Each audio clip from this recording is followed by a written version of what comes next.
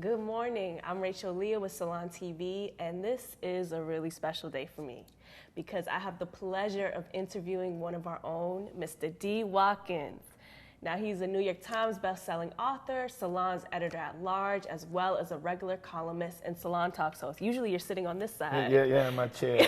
How does it feel right now? But his new book, we're here because his new book, We Speak for Ourselves, A Word from Forgotten Black America, is out today. How are you feeling right now? You're a 3-time published author. It's exciting, but at the same time, you get nervous because you put these ideas out and you know, you want the ideas to inspire and you want them to spark conversation, but then you also want them to piss people off. And like, I think this book is going to do like a whole lot of all of those things. So, you know, I'm excited to see what happens, you know. And what does this book mean to you? Because you have a memoir, you have an essay book. This kind of feels to me like in the middle of that, you know, merging these two sides of yourself. What does this book mean to you? So for me, you know, I didn't grow up in like a community where like a lot of activists were present. I didn't know. So when I got into writing, you know, I just published a couple of essays and then all of a sudden I popped up on some shows and they're like, oh, you're an activist. And I'm like, I am.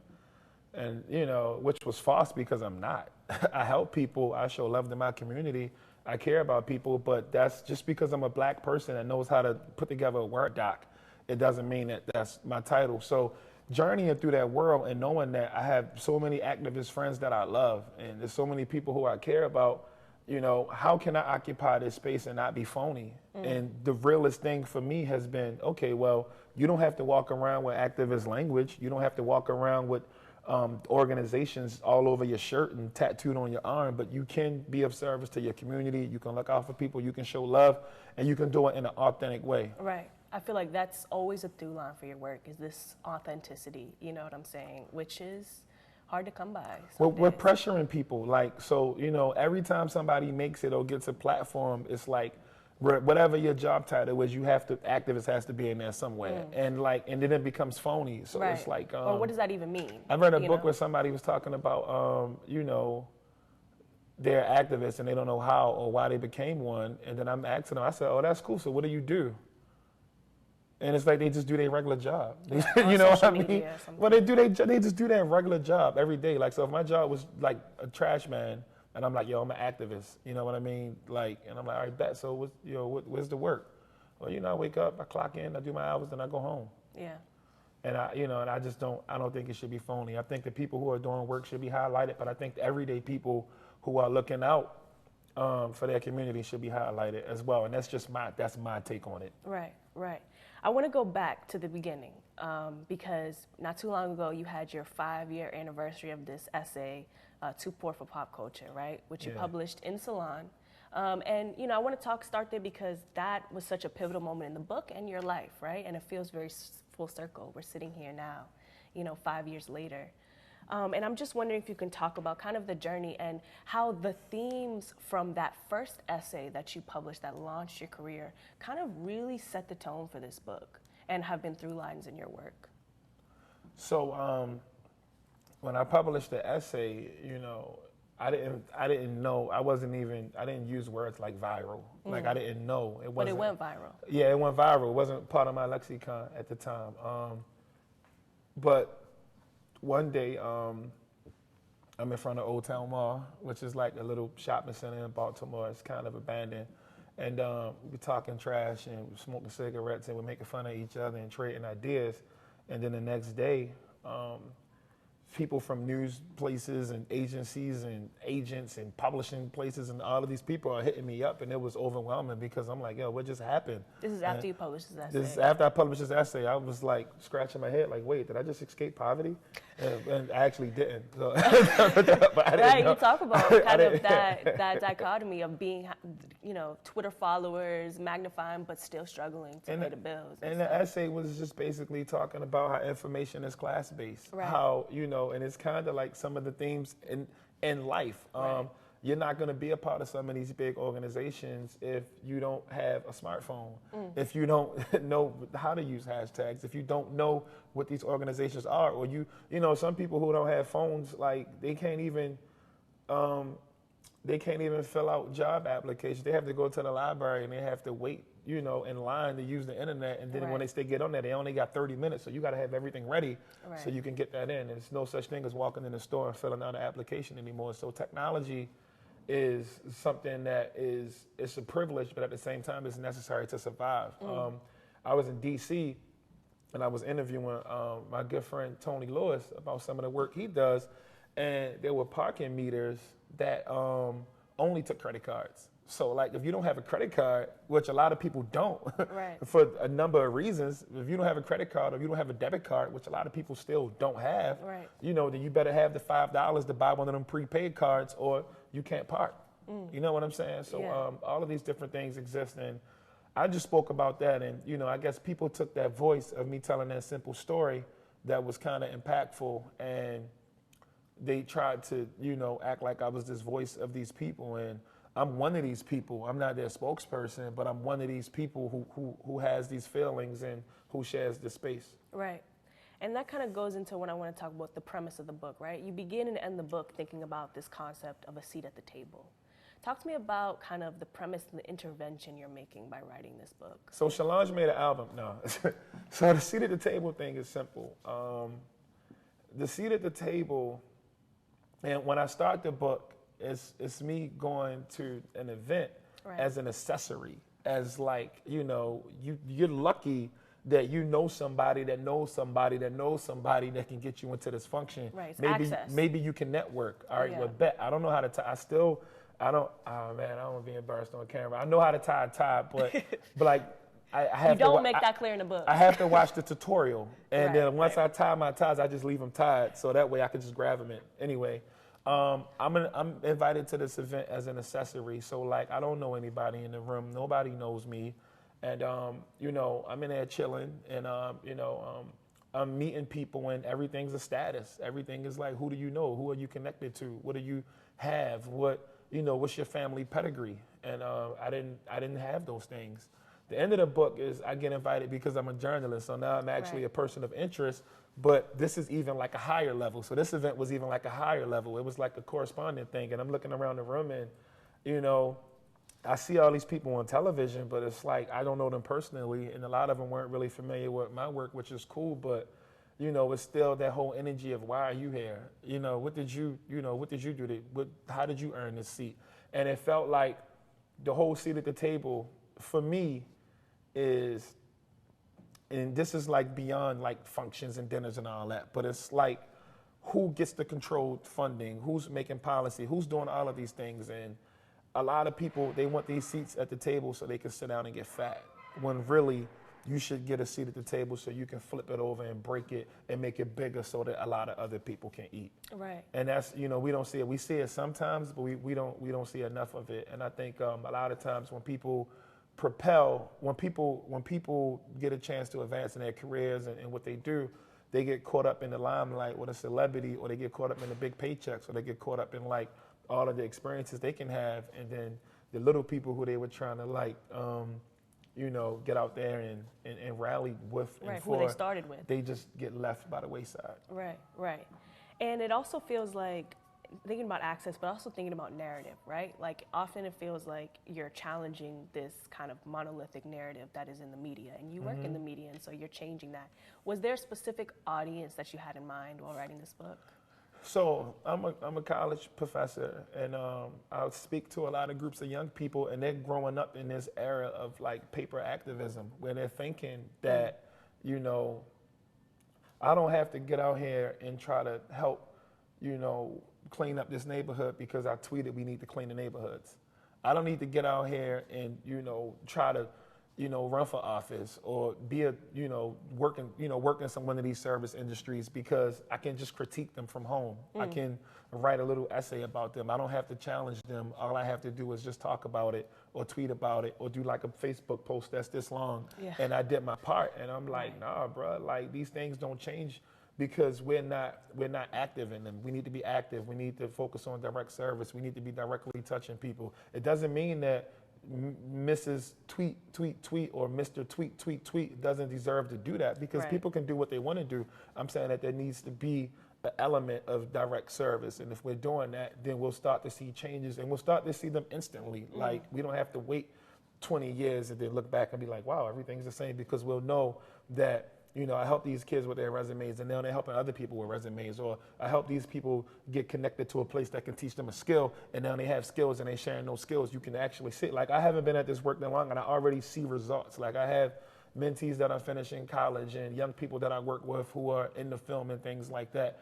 And sometimes they do great things, and sometimes they mess up. And that's the thing about being accessible. When they mess up, you can be the person to give them that tough love if they get locked up or something, or give them a couple of dollars if they, you know, to keep them out of the street so they can get to or through whatever they're going through. You can be that person, and accessibility and direct service does that. Right. I feel like that was one of the most powerful points in the book, and you give a lot of these examples of how you can kind of engage in tangible action, and not just kind of this outrage or performative outrage at Black death or police killings, but how do we intervene in the lives of vulnerable people before this violence happens, right? After Freddie Gray died, everybody had Freddie Gray shirts and signs and tattoos, and people was crying, and they, Freddie, poor Freddie. And it was sad. It was sad. But there's so many young kids who have realities similar to his, you know, that are around. A lot of them don't have mentors. A lot of them don't really understand how these systems work. When I was coming up, I wasn't around artists and photographers and professors and people that worked in media. You know, I didn't, these things weren't options, but if they were, maybe I would have taken school more seriously. Maybe I would have became a reader at an earlier age. Maybe I would have stepped outside of my neighborhood to try to build some relationships and try some different things. But I know that I didn't have it. I know a lot of these kids are starting to get it now, but you know, there's opportunity for us to make these relationships before these people become hashtags. Right. And I don't think we're taking advantage of it like enough. Because the people, a lot of times, you know, and like I said, I'm not the voice, I'm a voice. Right. Not the voice, a voice. But a lot of people who I meet who go to these protests and we have these conversations, you know, their language and their vibe doesn't always mesh with the person who name they're trying to keep alive, if that makes any sense. Right, right. You talk about like these people at these protests, would you have given Freddie Gray a job? You know, like these basic kind of things. Would you have helped him with the resume?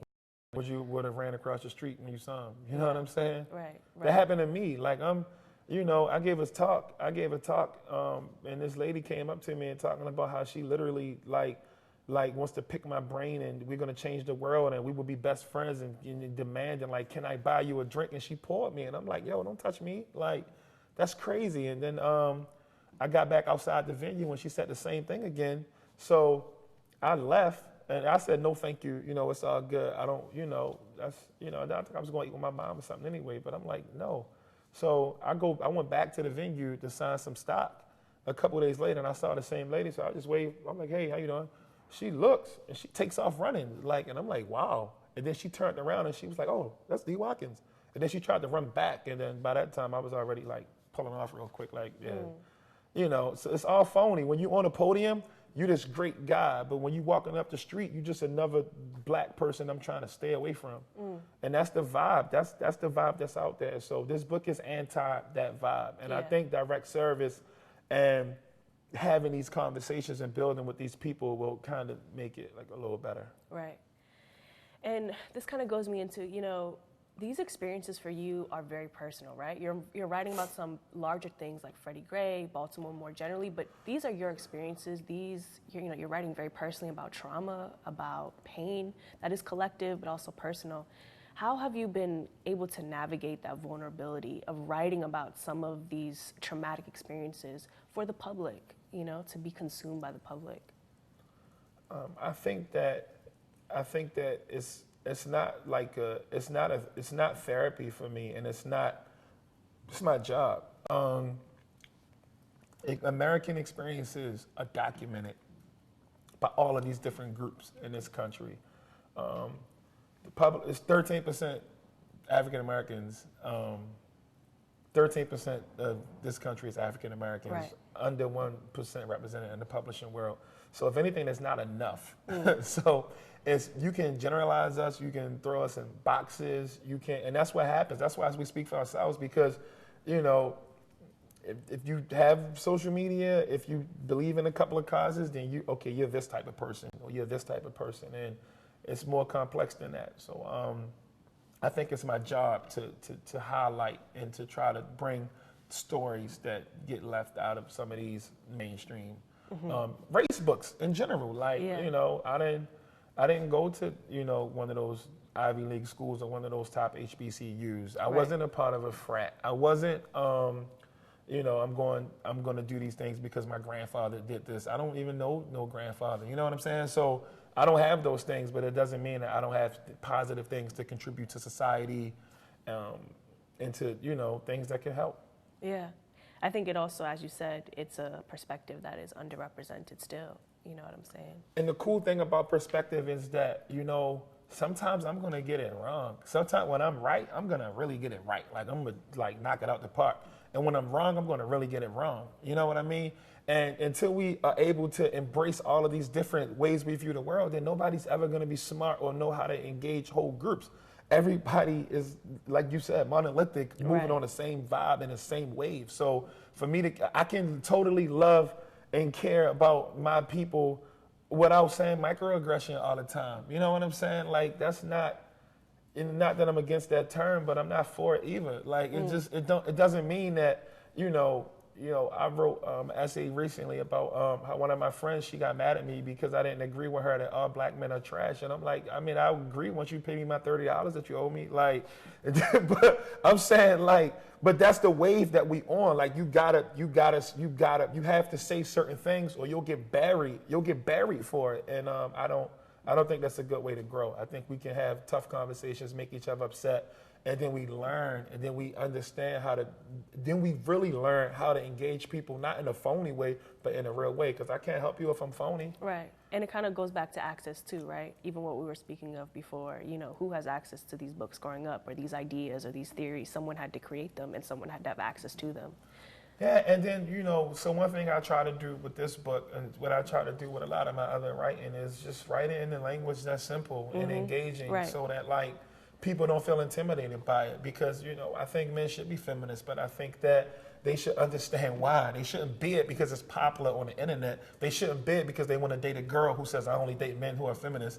They should be it because they believe in equality amongst the sexes. They believe in the rhetoric that has put out, and they believe in the struggles that women have that they shouldn't have in this country. You should believe it. But we have a whole bunch of people just saying it because it's the right thing to say. It's politically correct. No, I don't want that type of love. I want the type that's real, something that I can believe in and be so passionate about it that I want to share it with all of my friends who are doing the wrong things. I want that, and I think our current culture allows you to not have to do that.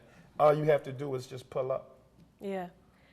Thinking about kind of books, and you know, you talk about in the book, you came to reading kind of later on in life, but that it really I was old. Changed you. Yeah, it saved you. Do you remember that one book that kind of sparked that thing for you? No doubt. Sister Soldier, the coldest winter ever.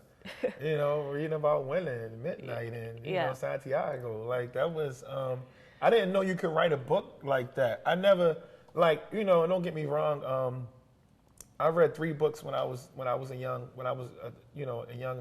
guy. Autobiography of Malcolm X, Man, Child on the Promised Land, Narrative and Life of Frederick Douglass, and I got through those books, and I definitely feel like they gave me some ammunition and like some little things I could just some little one-liners I could just throw at my friends, you know, so they made me like feel like I was a little more sharp. But again, they weren't contemporary, so it was like, okay, these people aren't ancient to me. You know what I'm saying? They're dinosaurs, and I'm a young person, so like I connect more with like Nas and Jay-Z. Like, what I learned about Black Panther Party, that stuff came from Public Enemy and like in the music and all that. So these were the people, but again, people in education taught us to not value that music, even though that's like one of the only original art forms hip hop created in this country. We're taught to not value that because it came from us, right? We're taught that we only can value things that happened 60, 70, 80, 100 years ago. So read these books.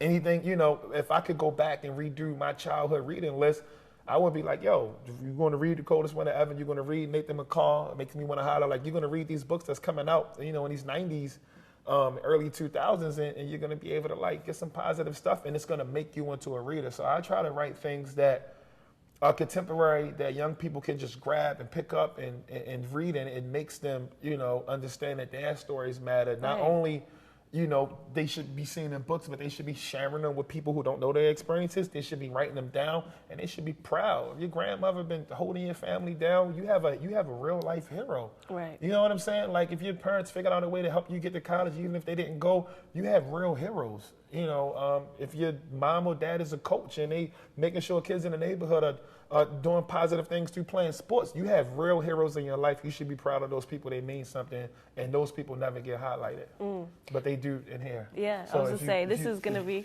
If you buy this, they'll get highlighted. One thing that also really struck me about the book is you wrote about this idea of being the first person in your family to feel like a real American or have access to the American dream. And, I know your friend, author Mitchell Jackson, he also writes about patriotism and among Black people. And he makes the case that Black people are the most patriotic because despite enormous oppression, there's still this sense of like national pride. I'm wondering how you think about these identities and ideas and kind of reconcile that with what it feels like or means to you to be an American. For me, it's funny that Mitch frames it like that. Yeah. Because for me, like I think I take more pride in the culture of my community than the country as a whole, and I take more pride in the culture of other communities, than our country as a whole. Like I'm not gonna be like waving a flag on the 4th of July with like some flag jeans on and like a flag T-shirt. Okay. You know what I'm saying? It's not. I mean, it's just not me. But at the same time, I met a young guy from Oakland named Tunde a while back, and he came to my event last night. And when he speaks about his neighborhood, and he speaks about the food, and he speaks about the communal things that they do, like that's love. Like the same thing with my homie. Drip and them from Detroit. Like when he talks about like that culture, when he talks about it, there's like a sense of, because of Detroit, you know what I mean? Right. Whole time we do this and do this and do that. And it's like, it's a love the same way when you got somebody from Harlem talking 1,000 miles an hour, calling you son, you know what I'm saying? Like that it's a pride in the culture that I cling to more. And I think there's like patriotism in that. Yes. I look at America like I look at Africa.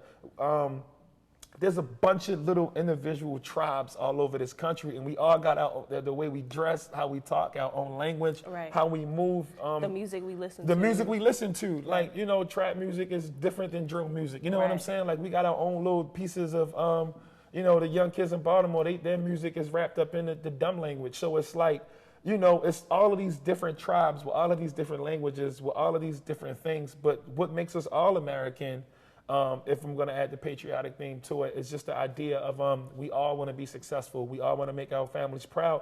And we all want to do better than the previous generation, which is like what this country is supposed to be based on. Right. I don't know how social mobility is working out right now. That's so great. But that's the dream. That's Frederick Douglass's great American tradition, to benefit from the fruits of the labor that you and your family put in, and to make sure the next generation is set up to go further in life. Right, and that sense of pride that you have. I'm D. Watkins, and I'm running for president. 2020. With the other 78 people. Right, but that sense of pride that you have about Baltimore is something that comes through so much in your writing, and I think it comes through so much because it's perhaps the harder thing to do. You know what I'm saying? Like, it's easier to become disconnected from our communities as we become public figures or rise to success, but like, you've always chosen, and that's why Nipsey Hussle was so revered, the rapper who was killed last month, because he remained accessible, remained invested, and I see you as doing that same work.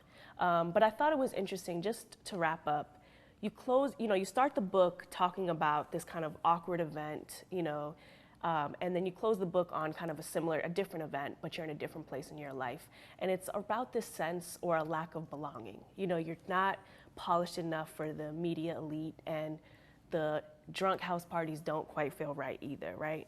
I was wondering if you felt like writing this book has made you come any closer to figuring out where and how you fit in, and how you think about your identity from where you came from and also where you want to go. Yeah, I think my space is that of a servant. I'm here to serve. Like, I'm just here to work. Obviously, I'll do all of the things that I want to do in my personal life, like start a family and take care of my family and things like that. But outside of like family stuff, like a part of my family culture is going to be that of service. Like, we work for people. We work for the people. And sometimes it's really pretty, and sometimes it's not. that's that's my job. I'm a servant, So like I joke with my friends because they be like, "Hey, what's up, King?" And I'll be like, "I don't have a throne." You know what I'm saying? I don't have like a little red hat with gold trims. You know what I'm saying? Like I'm just a regular guy. Or they be like, "What's up, God?" And I'm like, "I'm not a deity." You know what I'm saying? Like I'm just me. But I tell them like I don't want to be that. I want to work for people. I like to work. I like to help people. I like to connect people. I like to do my job. That's my role. My role is to make sure these kids get books. My role is to make sure that content is being created. My role is to make sure that there's a diversity in publishing and in media. And media, and it doesn't even like, and I still have free time. I still have free time to live my life, but I think my role is to be I work in service. And to put Baltimore on the map. I try to. Well, it is just such an honor to be sitting here with you. The honor's mine. The world, kind of politics in the U.S. can feel kind of like just perpetual darkness, but what I know is that this book matters. And so I really appreciate you, getting on the other side of this table and joining us today. Thank you so much for coming, and congratulations on this incredible book. Thank you. I'll be at the Strand tonight at 7 o'clock. If you're in New York, please come through. Thank you. Thank you so much.